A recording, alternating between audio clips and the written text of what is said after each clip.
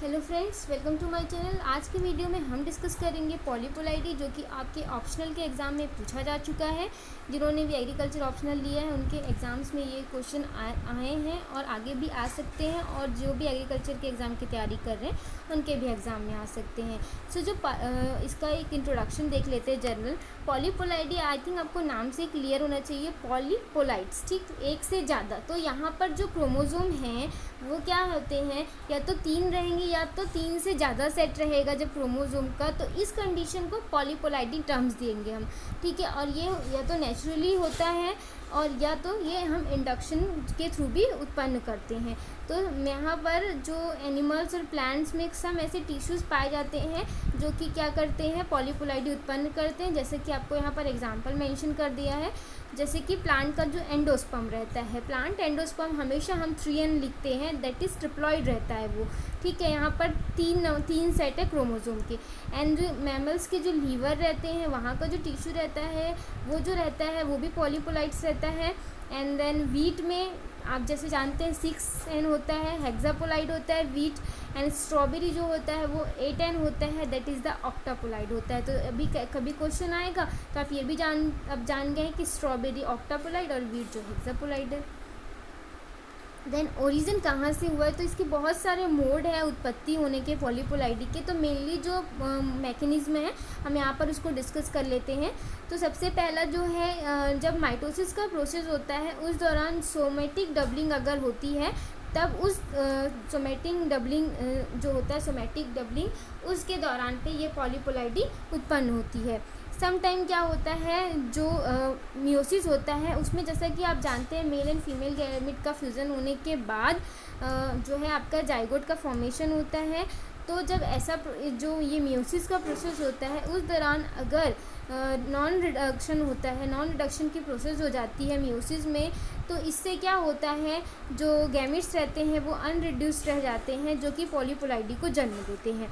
Then sometime पॉलीस्पर्मेटी जो है वो ऑकर होती है। ये एक ऐसी प्रक्रिया है जिसमें जो एक एग रहता है वो 2 न्यूक्लियाई, जो मेल न्यूक्लियाई रहता है उसके द्वारा फर्टिलाइज होता है। तो इस दौरान भी पॉलीस्पर्मेटी से पॉलीपोलाइडी उत्पन्न हो रही है। एंड साथ ही साथ नेक्स्ट है एंडो रेप्लिकेशन। तो एंडो रेप्लिकेशन में क्या होता है, रेप्लिकेशन होता है डीएनए का, बट डीएनए का रेप्लिकेशन होने के बाद वो स्टॉप हो जाता है प्रोसेस। वहाँ पर जो साइटोकाइनेसिस का प्रोसेस है मतलब वो नहीं हो पाती है। तो ये इस कारण से पॉलीपोलाइडी उत्पन्न होती है। ये कुछ मोड ऑफ ओरिजिन है पॉलीपोलाइड्स के। अब हम देखते हैं पहला, सोमेटिक जो डबलिंग है माइटोसिस में जो होती है उस दौरान पॉलीपोलाइडी कैसे होती है। सो जो क्रोमोसोम डबलिंग है that can be occur either in zygote to produce a completely polyploid individual और locally in some apical meristem to give a polyploid chimeras. तो समटाइम जो बेसिकली जो डबलिंग होगी क्रोमोसोम की, या तो वो जाइगोट में होगी जहाँ पर कम्प्लीटली वो पॉलीपोलाइड इंडिविजुअल को जन्म देगी, या फिर लोकली जो एपिकल मेरिस्टेम पोर्शन रहते हैं प्लांट के वहाँ पर होगी, जहाँ पर यहाँ काइमेरास मिलेंगे। टोटली प्लांट तो नहीं रहेगा बट काइमेरा पोर्शन मतलब पूरा ना हो कि कुछ पोर्शन में रहेगा, जिसको हम काइमेरा नाम दे देते हैं। तो काइमेरा एक अलग टॉपिक है, ठीक है, तो यहाँ पर उसको इतना डील नहीं कर पाऊँगी मैं। सोमेटिक डबलिंग का जो मेन कॉज है वो है माइटोटिक नॉन डिसजंक्शन, ठीक है। मेन कॉज जो होता है जिस कारण सोमेटिक डबलिंग हो रही है वो है माइटोटिक नॉन डिसजंक्शन। तो जो डबलिंग में भी occur in purely vegetative tissue as in a root nodule of some leguminous plant or at a time in a branch that may produce flower or in early embryo and may therefore be carried further down। तो या तो ये क्या बोलते हैं, जो vegetative portion रहते हैं वहाँ पर भी हो सकती है, या तो ब्रांचेस में हो सकती है जिससे कि फ्लावर प्रोड्यूस होंगे, या अर्ली एम्ब्रियो पोर्शन में भी होती है। अब हम सेकंड देखते हैं कि नॉन रिडक्शन जब होता है मियोसिस प्रोसेस में, तो ये कैसे लीड करता है प्रोडक्शन ऑफ द अनरिड्यूस्ड जो गैमेट्स हैं। So non reduction could be due to the meiotic non disjunction, और इससे पहले जो हुआ था वो क्या था, वो माइटोटिक नॉन डिजेक्शन था, जैसा कि आप यहाँ पर देख रहे हैं। सबसे पहले जो नॉन रिडक्शन जो है ये इसलिए होता है क्योंकि यहाँ पर मियोटिक नॉन डिसजंक्शन हो रहा है। इससे पहले माइटोटिक नॉन डिसजंक्शन हो रहा था। तो जो मियोटिक नॉन डिसजंक्शन है उसका मतलब ये है कि जो क्रोमोसोम रहते हैं वो सेपरेट नहीं हो पाते, सेपरेट होने में फेल हो जाते हैं, और जो क्रोमोसोम नंबर है उसमें रिडक्शन नहीं हो पा रहा है, जिस कारण से सेल वॉल का फॉर्मेशन में वो मतलब सेल वॉल का फॉर्मेशन नहीं हो पा रहा है, और गैमेट्स जो रहते हैं उनका फॉर्मेशन नहीं हो पा रहा है माइटोसिस के by the mitosis instant of meiosis. ठीक है। द क्लासिकल एग्जाम्पल जो है वो है रैफिनोब्रेसिका, जो कि ओरिजिनेटेड है one step process of fusion of two non reduced gametes. तो इसका एग्जाम्पल है रैफिनोब्रेसिका। ठीक। देन पॉलीस्पर्मेटी, यहाँ पर क्या होता है, fertilization of a egg by 2 male nuclei, जो मैंने आपको पहले बताया है। तो पॉलीस्पर्मेटी में क्या है कि ये ऑब्जर्व हुआ है मैनी प्लांट्स में, but its contribution as a mechanism for the polyploidy formation is rather rare except the some perhaps in some orchids में। तो ऐसा कुछ क्लियर नहीं हुआ है कि पॉलीपोलाइडी में बहुत ज़्यादा रोल है इसका, बस कुछ ऑर्चिड जो प्लांट है उसमें देखा गया है। एंडो रेप्लिकेशन में रेप्लिकेशन होता है डीएनए का, बट यहाँ पर साइटोकाइनेसिस नहीं हो रही है। तो जो एंडो रेप्लिकेशन है it is a form of the nuclear polyploidization resulting in a multiple uniform copies of chromosome. It has been known to occur in the endosperm and the cotyledons of the developing seeds, leaves and stem of the plants। तो ये जो क्रिया हो रही है कहाँ कहाँ पर होती है, एंडोस्पर्म में, कॉटिलेडॉन्स जो रहते हैं डेवलपिंग सीड के, and leave and stem of the plant में। इसके दौरान क्या होता है, इसको एक मतलब ये जो आपका रेप्लिकेशन है इसको एक न्यूक्लियर पॉलीपोलाइडाइजेशन का फॉर्म बोल सकते हैं हम, जिसके रिजल्ट के रूप में हमको जो हमारे क्रोमोसोम है उसकी मल्टीपल सेम तरह की कॉपीज़ मिल जाती है, तो इससे पॉलीपोलाइडी ऑकर होती है। अब हम देखते हैं सम ऐसे मिसलेनियस फैक्टर्स हैं जो प्रमोट करते हैं, इंक्रीज़ करते हैं पॉलीपोलाइडी को। तो वो ऐसे फैक्टर हैं जैसे कि mode of reproduction and mode of fertilization, इसके अलावा ब्रीडिंग का सिस्टम जो प्रेजेंटली है, and the growth habit of the plant and size of the chromosome, others जो भी है। अब देखते हैं टाइप ऑफ पॉलीपोलाइड्स। तो ये दो तरह का है, auto polyploidy and allo polyploidy. Auto means same, allo means, auto मतलब सेल्फ, ठीक, और एलो मीन्स होता है क्रॉस टाइप का। तो ऑटो को देखते हैं। ऑटो में क्या होता है, यहाँ पर genome doubling of the same chromosome set. Auto मतलब मैंने बोला सेम टाइप का, एलो मतलब डिफर, या फिर ऑटो जो रहता है सेल्फ पॉलिनेटेड क्रॉप को भी बोलते हैं, एलो जो रहता है वो क्रॉस पॉलिनेटेड में आता है। ठीक, तो यहाँ पर सेम जो क्रोमोसोम सेट्स हैं उनकी डबलिंग होगी, और यहाँ पर जो है एलो पॉलीपोलाइड्स में, यहाँ पर it is the product of the interspecific hybridization. तो यहाँ पर हाइब्रिडाइजेशन के प्रोसेस के थ्रू हमको एलो पॉलीपोलाइडी मिलेगा। अब जो ऑटो पॉलीपोलाइड्स है they are derived from within a single species. तो ये एक सिंगल स्पीसीज से डिराइव्ड हुआ है। ऑलो पॉलीपोलाइडी जो रहता है they arise via the hybridization between the two species, because hybridization में दो पेरेंट्स की रिक्वायरमेंट आपको होती है।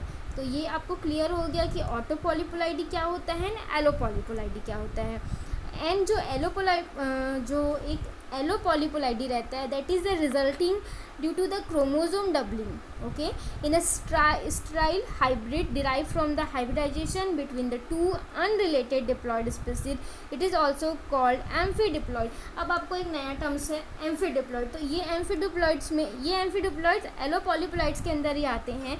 तो क्या होता है, कुछ ऐसे जो एलो पॉलीपोलाइड्स होते हैं, बेसिकली जो एलो पॉलीपोलाइड है वो रिजल्ट होता है आपका जब क्रोमोसोम आपके डबल हो जाते हैं। और ये जो क्रोमोसोम डबलिंग होती है ये किस में होती है, ये एक स्टेराइल हाइब्रिड रहता है, जो कि ये जो स्टेराइल हाइब्रिड है जिसके द्वारा आपकी क्रोमोसोम डबलिंग हो रही है, ये आप कहाँ से उत्पन्न करते हैं, हाइब्रिडाइजेशन करते हैं। वो भी हाइब्रिडेशन किसके बीच आप कर रहे हैं, दो अनरिलेटेड डिप्लॉयड स्पीसीज है। अब मैं आपको सिंपल वे में इसको समझाती हूँ कि आपके पास दो अनरिलेटेड डिप्लॉयड स्पीसीज हैं जिनको आप क्रॉस करा रहे हैं। आप जब इसको क्रॉस करा रहे हैं तब आपको एक हाइब्रिड मिला जो कि आपका स्टेराइल हाइब्रिड है, और ये जो आपका स्टेराइल हाइब्रिड है इसमें क्रोमोसोम डबल हो चुका है, और ये जो है एक पॉलीपोलाइडी का फॉर्मेशन कर चुका है। और ये जो पॉलीपोलाइडी है इसको आप एक टर्म्स देंगे जो कि होता है एम्फीडिप्लॉइड्स।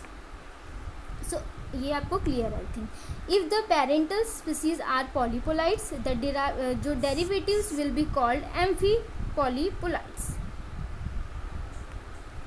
Then one of the early example of natural polypolites was one of the original mutation of the Oinothera lamarcana जो कि है इवनिंग प्राइम रोज. तो आपको इतना ज़्यादा यहाँ पर चीज़ें को याद रखने की ज़रूरत नहीं है. मैं आपको जो एग्ज़ाम में आते हैं उस तरह की क्वेश्चन बता देती हूँ.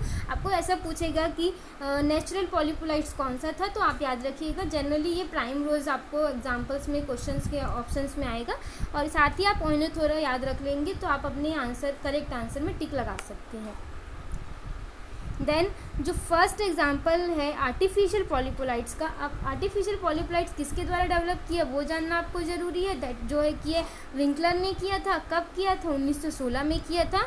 जो कि क्या हुआ था, ये जो टर्म है पॉलीपोलाइटी ये भी इन्होंने ही बेसिकली इंट्रोड्यूस किया था. तो आपको दो चीज़ें यहाँ पर पता चल गई. आर्टिफिशियली पॉलीपोलाइट्स भी इन्होंने डेवलप किया और ये टर्म्स भी इन्होंने ही दिया था. जो विंकलर थे इन्होंने वर्क किया था वेजिटेटिव ग्राफ्टिंग में एंड काइमेरा में किया था वर्क. और किस क्रॉप को लिया था? सोलेनम नाइग्रम को लिया था. एंड उन्होंने विंकलर थे उन्होंने वर्क किया था वेजिटेटिव ग्राफ्ट्स एंड काइमेरा. ये वेजिटेटिव ग्राफ्ट्स एंड काइमेरा एक अलग टॉपिक है जिसे मैं किसी अलग वीडियो में डील करूँगी क्योंकि काइमेरा जो रहते हैं वो 4 टाइप के रहते हैं. ठीक है, तो उसको अलग से डील करना पड़ेगा. यहाँ पर आप ये चीज़ जानिए कि विंकलर ने किया था और ये कौन से क्रॉप को लेकर उन्होंने किया था. तो उन्होंने जब सोलेनम नाइग्रम क्रॉप को लेकर वर्क किया तो उन्होंने देखा जो कट सरफेस है स्टेम का, उस कट सरफेस से जो कैलस है वो रीजनरेट हो रहे हैं. और ये जो रीजनरेट होने के बाद जो हमको कैलस मिल रहे हैं वो क्या हो रहे हैं? वो टेट्रापोलाइड हो रहे हैं. उनमें डबलिंग हो चुकी क्रोमोसोम की. तो ये चीज़ें हो गई नेचुरल एंड आर्टिफिशियल पॉलीपोलाइडी. और साथ ही जो ब्रेड वीट रहता है ये भी एक एवोल्यूशन है नेचुरल पॉलीपोलाइट्स का. ठीक, अब हम देखते हैं आर्टिफिशियल एलोपॉलीपोलाइट्स. जो आर्टिफिशियल और जो सिंथेटिक बोल सकते हैं हम एलोपॉलीपोलाइट्स रहता है. They have been synthesized in some crop with 2 main objective. पहला ऑब्जेक्टिव है either to study the origin of naturally available allopolyploids और to explore the possibilities to creating new species. तो यहाँ पे 2 ऑब्जेक्टिव के साथ हम क्या करते हैं? आर्टिफिशियल पॉलीपोलाइट को उत्पन्न करते हैं. तो रेफेनो जो ब्रेसिका है ये एक आर्टिफिशियल एलोपॉलीपोलाइट्स है. यहाँ पर रेफेनो ब्रेसिका एग्जाम्स में बहुत पूछा जाता है. तो रेफेनो ब्रेसिका में आर से रेडिस यूज़ किया गया था और कैबेज यूज़ किया गया था. रेफेनस सटाइवस एन उसका जो था वो 9 था. कैबेज का जो एन था वो भी 9 था जो कि ओलेरेशिया था. 2 अलग अलग चीज़ों को लिया गया और यहाँ पर जब क्रॉस किया गया तो वो जो आया वो एम्फीडिप्लॉइड के फॉर्म में आया जो कि 4N36 आया. ठीक, जो इसका नाम दिया गया रेफेनो ब्रेसिका. ये एक एम्फीडिप्लॉइड बना बट ये सक्सेस नहीं हुआ था. देन सम टर्मिनोलॉजी जो है हेट्रोपॉलीपोलाइडी की वो हम देख लेते हैं. हेट्रोपोलाइडी की कुछ टर्मिनोलॉजी देख लेते हैं. जो हेट्रोपोलाइडी रहता है वो क्या है? Individual carrying chromosome number other than diploids. Diploid से ज़्यादा क्रोमोसोम नंबर जो भी इंडिविजुअल कैरी करते हैं उनको हेट्रोपोलाइडी बोलेंगे. मतलब बहुत सारे उनमें पोलाइड्स हैं. एनोपॉलीपोलाइडी में क्या होता है? जब चेंज होता है एक या फिर एक से ज़्यादा क्रोमोसोम में किसी जीनोम के, मतलब कोई जीनोम है उसके क्रोमोसोम में एक या एक से ज़्यादा क्रोमोसोम कम हो रहे हैं या ज़्यादा हो रहे हैं, तो इस कंडीशन को हम एनोपोलाइडी बोलेंगे. और इसके 5 टाइप हम यहाँ पर देख लेते हैं. पहला जो होता है एग्ज़ाम में बहुत पूछा जाता है, ये याद रखिएगा आप, नलीजोमिक. नलीजोमिक में क्या होता है? 1 क्रोमोसोम पेयर मिसिंग रहता है. नली में जो रहते हैं, नल याद रखिएगा, नली में जो क्या हो जाएगा 2N-2 हो जाएगा. मोनोजोमिक में क्या होगा? एक जो है वो माइनस रहेगा या मिसिंग रहेगा क्रोमोसोम में 2N-1. एंड डबल मोनोजोमिक में 2N-1 हो जाएगा. ट्राइजोमिक में इंक्रीज हो जाएगा 1 एक्स्ट्रा क्रोमोसोम 2N+1 हो जाएगा आपका. और टेट्राजोमिक में टेट्रा में 2 बढ़ जाएगा 2N+2 हो जाएगा. यू पॉलीपोलाइट्स जो होता है, अभी हमने एन पॉलीपोलाइट्स देख लिया। यहाँ पर क्या होता है, क्रोमोजोम में क्या होता है, चेंजेस होते हैं। वन ऑफ फेव क्रोमोजोम जो रहते हैं वो जीनोम के चेंज होने लग जाते हैं, कम होगा या ज़्यादा होगा। यू पॉलीपोलाइट्स में इन्वॉल्व वन और मोर कंप्लीट जीनोम, मतलब यहाँ पर एक क्रोमोजोम हट रहा है या एक क्रोमोजोम बढ़ रहा है या कम हो रहा है, दो क्रोमोजोम बढ़ रहे हैं या कम हो रहे हैं, मतलब कुछ जो क्रोमोजोम में चेंजेस आ रहे हैं। बट यहाँ पर कम्प्लीटली जीनोम में क्या होगा, बढ़ेगा या कम होगा। अब हम देखते हैं monoploids. One copy of a single genome, X अगर केवल रहेगा that is the monoploids. Haploid जो रहता है इसमें क्या रहता है, जो गैमेटिक क्रोमोजोम जो रहते हैं, गैमेटिक क्रोमोजोम कॉम्प्लीमेंट्स रहते हैं, हैप्लॉइड को हम एन से डिनोट करते हैं, और जो मोनोपोलाइट्स है उसको एक्स से कर रहे हैं यहाँ पर। और पॉलीपोलाइट्स में क्या होगा, मोर देन 2 कॉपी रहेगी जीनोम की, मतलब जो जीनोम है उसकी एक से ज़्यादा कॉपी रहेगी तो वो पॉलीपोलाइट्स हो जाएगा। एक ही कॉपी है तो वो मोनोपोलाइट है। ऑटो पॉलीपोलाइट्स में जीनोम जो रहते हैं आइडेंटिकल रहते हैं ईच अदर के, मतलब सेम रहता है, क्योंकि यहाँ पर आपने देखा सिंगल स्पीसीज यूज़ करते हैं ऑटो पॉलीपोलाइट्स में। इससे पहले मैंने आपको डिस्कस किया ये चीज़ को। तो ऑटो पॉलीपोलाइट्स में यहाँ पर 2 टाइप हैं, ऑटो ट्राइपोलाइट्स और ऑटो टेट्रापोलाइट्स। तो यहाँ पर ऑटो ट्राइपोलाइट्स में 3 कॉपी रहेगी लेकिन एक ही जीनोम रहेगा, और जो टेट्रापोलाइट्स है उसमें कॉपी 4 रहेगी, मतलब आइडेंटिकल रहेगी ना वो जीनोम की, तो एक ही जीनोम की 3 कॉपी बन गई, और एक ही जीनोम की जब 4 कॉपी बन जाएगी तो वो ऑटो टेट्रापोलाइट्स हो जाएगा, जिसको हम 3x से 4x से मतलब उसको मेंशन कर सकते हैं। इसके अलावा एलो पॉलीपोलाइट जो रहता है, यहाँ पर 2 या 2 से अधिक क्या होते हैं, डिस्टिंक्ट जीनोम रहते हैं, मतलब आइडेंटिकल नहीं रहेंगे वो। तो इसका जो एक टाइप है वो है एलो हेक्सापोलाइट। एलो हेक्सापोलाइट्स में क्या रहता है, यहाँ पर 3 डिफरेंट तरह के जीनोम है। इससे पहले जो हमने ऑटो ट्राई एंड टेट्रापोलाइट देखा था उसमें एक ही जीनोम की 3 या 4 कॉपियाँ हैं, पर यहाँ पर तीनों अलग अलग हैं, ठीक। तो 2x + 2x + 2x, तो 2x1 2x2 2x3। अब देखते हैं कि ब्रीडिंग जो होता है ऑटो पॉलीपोलाइट्स का वो किस तरह है। तो जो सेल है या इंडिविजुअल है that is having autopolyploids या डबल क्रोमोसोम नंबर में be originated in one of the following several way, spontaneous due to the treatment with physical some agents, regeneration in vitro, colchicine treatment देते हैं या other chemical agents use करते हैं। Spontaneous कैसे हम ये उत्पन्न हो रहे हैं ऑटो जो पॉलीपोलाइट्स हैं, जो chromosome doubling occur occasionally in the somatic tissues and unreduced gametes are also produce in low frequency, जो आपने पहले डिस्कस यहाँ पर कर लिया है। सेकेंड चीज़, प्रोडक्शन ऑफ एडवेंटिशियस बड्स, यहाँ पर क्या हो रहा है, decapitation in some plants lead to the callus development at the cut end of the stem. हम मान लीजिए जो कई प्लांट्स में डीकैपिटेशन कर देते हैं, कट कर देते हैं नीचे का पोर्शन या कई पोर्शन को, तो वहाँ से प्लांट का जो वो कट पोर्शन रहता है वहाँ से कैलस डेवलपमेंट होने लगता है, ठीक है, जो भी कट पोर्शन स्टेम का है वहाँ पर से। तो ये जो कैलस रहता है ये बाद में पॉलीपोलाइट सेल के रूप में डेवलप हो जाता है, और साथ ही साथ ये स्टेम के अलावा कुछ शूट्स में भी ऐसे पॉलीपोलाइट डेवलप होते हैं। इसके अलावा क्या होता है कि ये जो मतलब कॉमनली इसका जो एग्जांपल मैं आपको बता देती हूँ वो है सोलेनेसी में, जहाँ पर 6 to 30% एडवेंटिशियस सूट बर्ड्स रहते हैं जो रिपोर्टेड हुए हैं, टेट्रापोलाइट पाए गए हैं। तो ये एग्जांपल भी आप मेंशन कर सकते हैं। देन फिजिकल एजेंट्स से हैं उसके द्वारा कैसे हम मतलब उत्पन्न कर रहे हैं, हीट और कोल्ड ट्रीटमेंट या फिर सेंट्रीफ्यूगेशन, एक्सरे यूज़ कर रहे हैं, गामा रेज है, इरेडिएशन है, एंड इन जो फिज़िकल एजेंट्स हैं इसका जब हम यूज़ करते हैं इरेडिकेशन और gamma, x ray, centrifugation, cold and heat treatment, तो इससे भी पॉलीपोलाइडी प्रोड्यूस होती है, बट ये लो फ्रीक्वेंसी में रहती है, बहुत अधिक मात्रा में नहीं उत्पन्न कर सकते। टेट्रापोलाइट्स ब्रांचेस वर प्रोड्यूस इन धतूरा in response in cold treatment, तो ये एक एग्जाम्पल है। उसके बाद है regeneration in vitro. In vitro जैसे आप जानते हैं लैब कंडीशन में कैलस के माध्यम से जो है कल्चर कर ये पॉलीपोलाइडी जनरेट की जाती है। एग्जांपल आपको यहाँ पर बता रही हूँ, निकोटियाना, धतूरा, राइस, सेवरल अदर स्पीसीज़ हैं जिसमें कैलस के माध्यम से कल्चर करके जो आपका पॉलीपोलाइडी है वो डेवलप किया गया है। इसके बाद जो कॉल्चिसाइन ट्रीटमेंट है, तो ये केमिकल का यूज़ करके इसका ट्रीटमेंट करके हम पॉलीपोलाइडी इंड्यूस करते हैं, और ये बहुत ही इफेक्टिव मेथड होता है, ठीक है। और मोस्टली यूज़ किया भी जाता है क्रोमोसोम डबलिंग के लिए। आपके एग्ज़ाम में भी पूछा जाएगा, तो ये याद रखिएगा कि क्रोमोसोम डबलिंग के लिए कौन सा केमिकल है, तो वो कॉल्चिसाइन आप याद रखिएगा।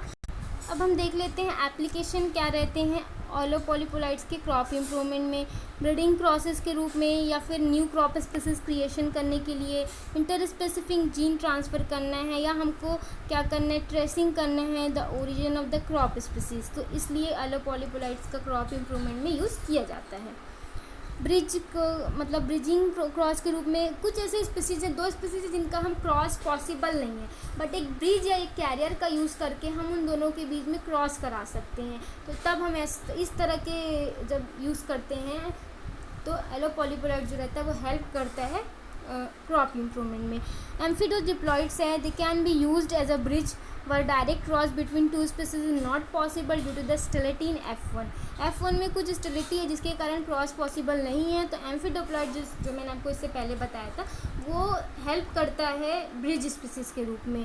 इसके बाद कुछ न्यू स्पीसीज के क्रिएशन में तो जो ऑलोपॉलीपोलाइड्स रहता है help in the creation of new crop species such as the triticale, raphanobrassica, और इसके अलावा टेट्रापोलाइड्स, ट्रिप्लॉइड्स। ये then interspecific gene transfer in case of the unavailability of the desirable character within the species, so it is transferred from the related species by the help of the allopolypolites. The tracing the origin of the crop species, allopolypolite जो है या allopolyte study is used to identify the origin of the natural allopolites plant.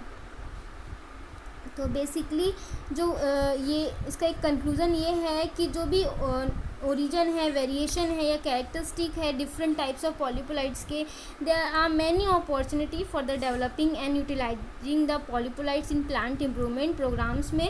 And इसके साथ ही साथ opportunity include the developing sterile cultivars, overcoming the barriers to the hybridization by the use of some जो bridge species है, restoring the fertility in wide hybrids and enhancing the flower size, increase the heterosis and vigour and improving the pest resistant tolerance to the environmental stresses. तो ये सम uses होते हैं पॉलीपोलाइड्स के। तो ये जो है पॉलीपोलाइड्स मैंने आज आपको डिस्कस किया। जो भी इससे रिलेटेड और क्वेश्चंस होंगे आप मेरे कमेंट सेक्शन में बता दीजिएगा, तो मैं लगेगा तो इसका एक और वीडियो आपको बना दूँगी। So thank you for watching.